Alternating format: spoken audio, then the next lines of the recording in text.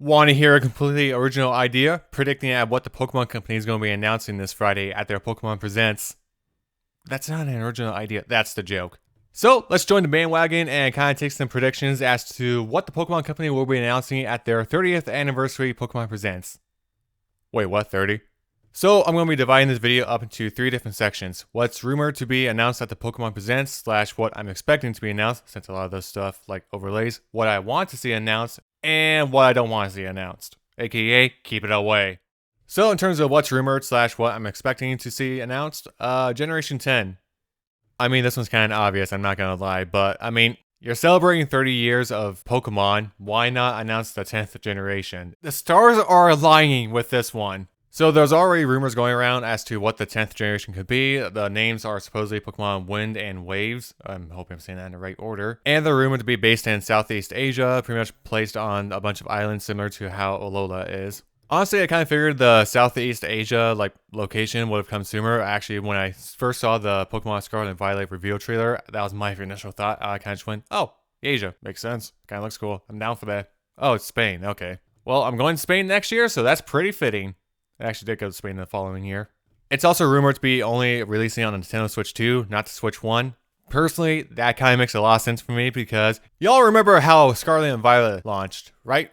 But yeah, another game that falls into this category is pretty much Pokemon Champions. Now, if you don't know what Pokemon Champions is, it's pretty much Pokemon Stadium, but modern. And if you don't know what Pokemon Stadium is, it's pretty much Pokemon, but just the battles. That's literally the best way I can describe it. Now, I'm not very into the competitive scene of Pokemon. I kind of do watch it from a distance, kind of just say, that's kind of cool. Moving on. But this is a game I'm actually quite interested in, maybe checking out. Mobile game stuff.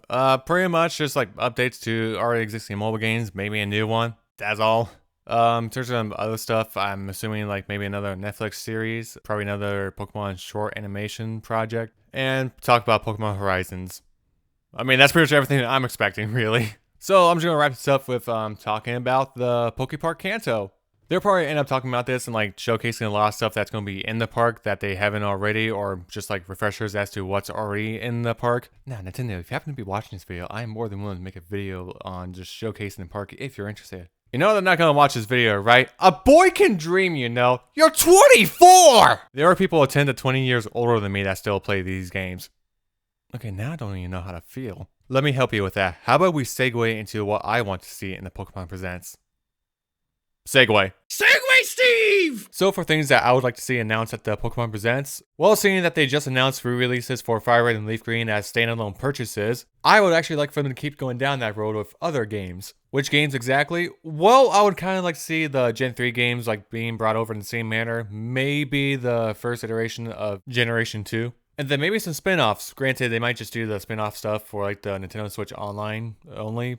That's just my theory. But speaking of spin-offs, I would like to see something about Mystery Dungeons. Now, I would be fine with either a original title or a re-release of a already existing game, not on the level of Rescue Team DX. That was, dear gosh. But just something Mystery Dungeons related would be very nice to see. And yeah, that's pretty much all I have for that category. Yeah, just 2 things, not much. Now, in terms of things that I don't want to see, stay away from Generation 5, please. Unless you're just going to re-release it the way it is. In that case, no complaints.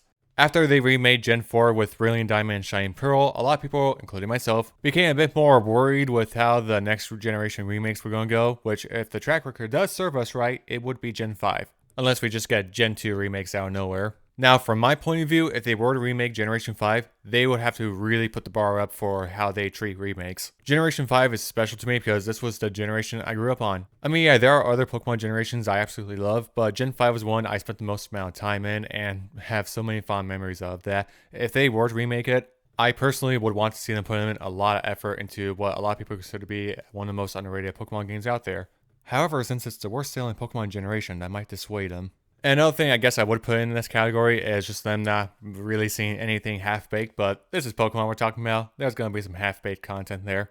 So yeah, that's pretty much everything I want to talk about in this short video. Hope you guys enjoyed it. If you make sure you liked it, if you want, and I'll just see you guys next time. Peace.